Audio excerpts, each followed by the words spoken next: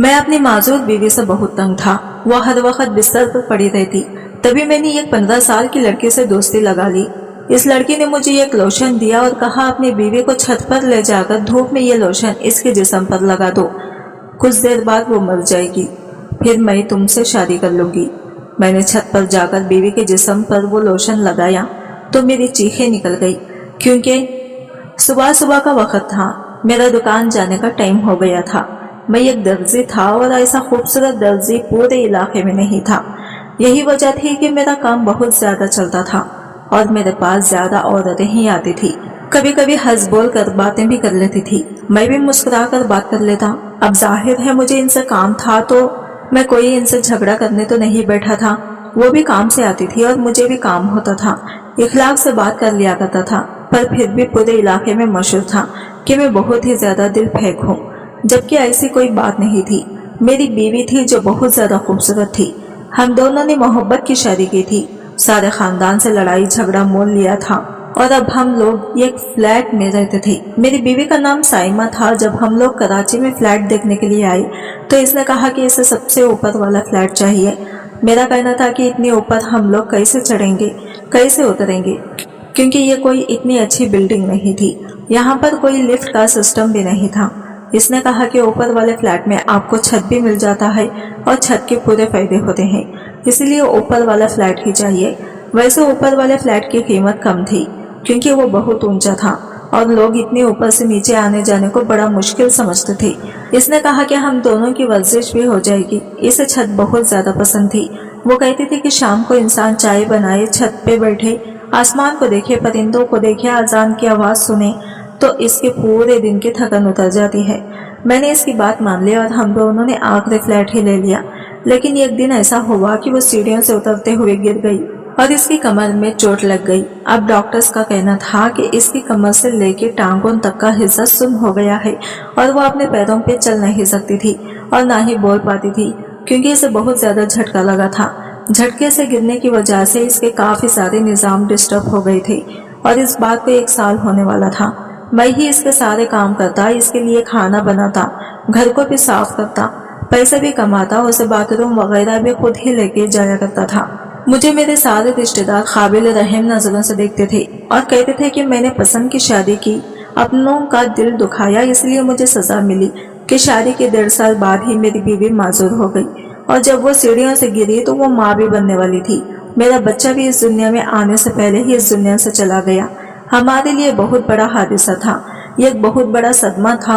हम लोग बहुत बड़ी मुश्किल में फंस गए थे, लेकिन फिर भी बड़ी ही खुश असलूबी से हमने इस सारे वक्त को गुजारा और अब इस बात को 1 साल हो गया था।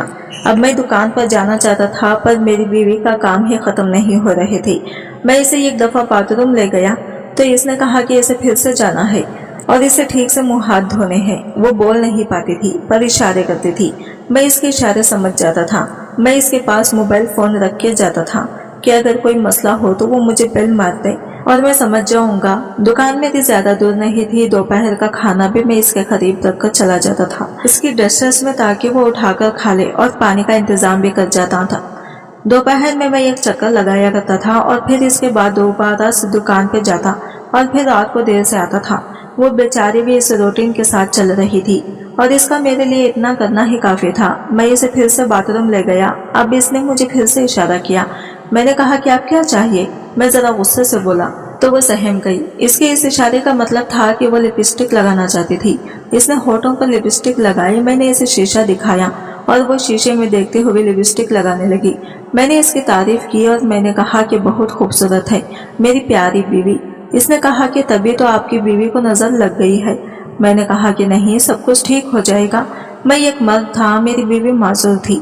मैं घर के काम भी करता था, पैसे भी कमाता था, लेकिन फिर भी अल्लाह ने मुझे इतनी हिम्मत दी थी।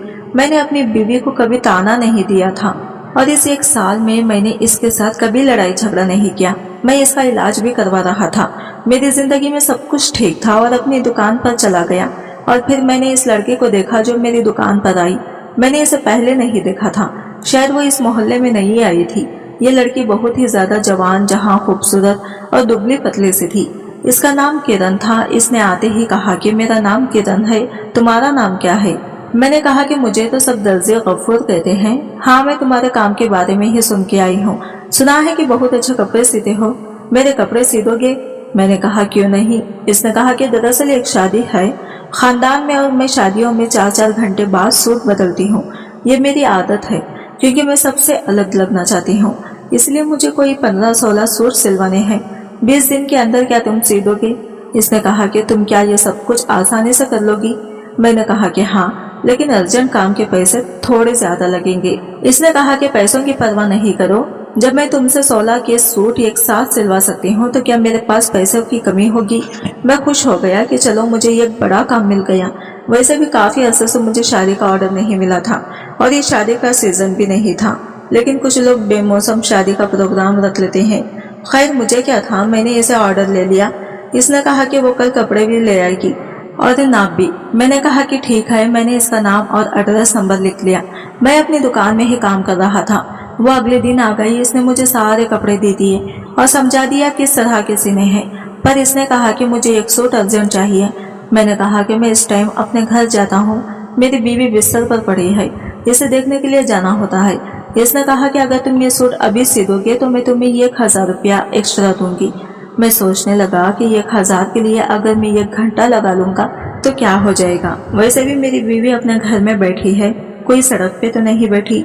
खाना और पानी में इसके पास रख के आया हूँ। 1 घंटे से क्या हो जाएगा? 1 घंटे तो इंसान लेट भी हो जाता है। हाँ, ये अलग बात है कि जब से मेरी बीवी की ऐसी हालत थी मैं घर हमेशा टाइम पे ही जाता था, लेकिन मैंने इसका सूट सी दिया। मुझे 1 घंटे से ज्यादा लग गया। जब मैं वापस रात को घर गया और घर में दाखिल हुआ तो सामने का मंजर देखकर हैरान रह गया। मेरी बीवी जमीन पर गिरी हुई थी, पानी का गिलास टूटा हुआ था। शायद वो पानी पीने के लिए उठने की कोशिश कर रही थी, क्योंकि जो पानी मैंने इसके पास रखा वो बहुत ही कम था। मैंने इसे उठाया, इसका मुंह साफ किया, इसके थोड़ी सी चोट भी लग गई थी। मैंने इसमें पट्टी बांधी और मैंने इसे काबिल रहम नजरों से देखा। मैंने इसके पास फोन तो रखा था, लेकिन फोन शायद बैटरी खत्म हो गई थी, इसलिए वो मुझे फोन भी ना कर पाई। मैंने कहा कि मुझे माफ कर दो, मुझे काम था, बहुत जरूरी काम था। वो मुझसे इशारे में पूछने लगी कि क्या काम था, तो मैंने कहा कि दुकान का काम नहीं था, बस मेरी एक रिश्तेदार फौत हो गई थी। मैंने इसे झूठ बोल दिया। अगर मैं इसे ये कहता कि एक जवान जहां लड़की के सूट सीने के लिए मैंने इतनी देर लगाई और तुम इस चक्कर में नीचे गिर गई और तुम्हारे साथ इतना बुरा हुआ तो जरूर गुस्सा करती। बीवी तो बीवी होती है, बिस्तर पर पड़ी थी तो क्या हुआ? आखिर में इसका जवाब था, इसलिए डर गया और मैंने झूठ बोल दिया। इसने भी मुस्कुराकर सर हिला दिया, जिसका मतलब था कि कोई बात नहीं। मैं सोचने लगा कि मुझे इसके साथ ऐसा नहीं करना चाहिए था। मैंने काम तो कर दिया था, पर अभी इस लड़के ने मुझे पैसे नहीं दिए थे। इसने कहा कि सारे पैसे एक साथ ही दूंगी। वो जब भी मेरी दुकान में आती मुझे अजीब और गरीब किस्म की अदाएं दिखाती, मेरी आंखों में देखती, कभी अपने दुपट्टे से खेलने लगती। दुपट्टा तो इसने बस गले में ही डाला होता था, सर पे भी नहीं करती थी, और दुपट्टा भी इसका बहुत ही बारीक सा होता था। सब बाजार वाले लोग इसको देखते थे। मेरे सामने भी एक दर्जी बैठा था जो मेरा दोस्त भी था। इसने कहा कि ये लड़की आजकल तुम्हारी दुकान पर बड़े चक्कर लगा रही है, इससे बच के रहना। मैंने कहा कि हाँ, लगता है इस मोहल्ले में नहीं आई है। इसने कहा कि हाँ नहीं आई है, लेकिन किसी आदमी को बर्बाद करके आई है। मैंने कहा कि क्या मतलब? इसने कहा कि इस औरत को तलाक हुई है, वो पोस्टमैन है ना जो हमारे मोहल्ले में रहता है, बूढ़ा सा इसकी भांजी है ये। मैंने कहा कि ये तो शक्ल से शादीशुदा भी नहीं लगती और तुम कह रहे हो कि इसको तलाक हुई है। इसने कहा कि हाँ, आजकल किसी का कोई पता नहीं चलता है। सुना है बड़ा अमीर आदमी था, लेकिन जब इसे इसकी हरकतों के बारे में पता चला तो इसने गैरत में आके इसको तलाक दे दी। तुम इतना खूबसूरत हो, तुम्हारे भेजे तो कोई भी औरत हाथ धोकर पड़ जाएगी। मैंने कहा कि अब कहाँ मैं खूबसूरत रह गया, बस घर के कामों में उलझ गया हूँ। मेरे इस दोस्त ने कहा कि क्या भाभी की हालत अभी भी ऐसी है? मैंने कहा कि हाँ। इसने कहा कि तुम बड़ा अच्छा काम कर रहे हो, अपनी बीवी की खिदमत कर रहे हो, अल्लाह तुम्हें इसका अजर देगा, सब कुछ ठीक हो जाएगा, परेशान ना हुआ करो। लेकिन अब मैंने परेशान होना शुरू कर दिया था। मैं एक साथ सारे काम करके तंग आ गया था।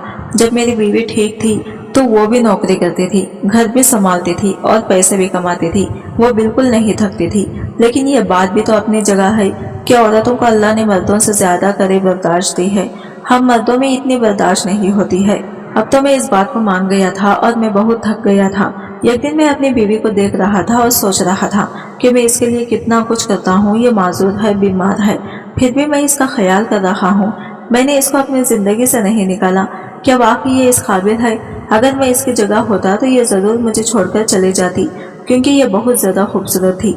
जब हमारी मोहब्बत उरूज पर थी तो इसके किसी के साथ मंगनी हो चुकी थी। वो इसका कजिन था, लेकिन मेरे लिए इसने इसको छोड़ दिया था, तो फिर ये किसी और के लिए मुझे क्यों न छोड़ देती। मेरे दिल में अजीब और गरीब ख्याल आने लगे। आजकल मैं किरण के बारे में ही सोचता रहता था। वो रोज मुझसे कोई ना कोई जोड़ा सिलवा लेती और अभी तक इसने कोई पैसे नहीं दिए थे। पर अब मुझे पैसों की जरूरत नहीं थी, क्योंकि मुझे वो अच्छी लगने लगी थी। मुझे इससे बातें करना, इसकी बातें सुनना अच्छा लगता था। वो मेरी दुकान में आती थी। मैंने इसे पूछा कि तुम्हारे बारे में अफवाहें उड़ रही हैं कि तुम्हें तलाक हुई थी। इसने कहा कि हाँ, मेरी शादी जब किसी बूढ़े से करवा दी जाएगी तो फिर तलाक नहीं होगी तो और क्या होगा। मेरी उम्र देखो, मेरी शक्ल देखो, क्या मैं इस काबिल थी कि मेरी शादी किसी बूढ़े से करवा दी जाती? क्या बूढ़े मर्दों के साथ जवान औरतें खुश रहती हैं? मैंने कहा कि हाँ, ये तो तुम्हारे साथ बहुत बुरा हुआ। इसने कहा कि मेरी किस्मत अच्छी थी कि मुझे तलाक हो गई, अगर नहीं होती तो मैं बहुत बदकिस्मत होती। मैंने कहा कि फिर अब आगे क्या इरादा है? क्या सारी जिंदगी अकेले गुजारोगी? किसी न किसी को तो हम सफर बनाना ही है, लेकिन जिस तरह का मर्द मुझे चाहिए इस तरह का कोई नहीं है। मैंने कहा कि कैसा हो?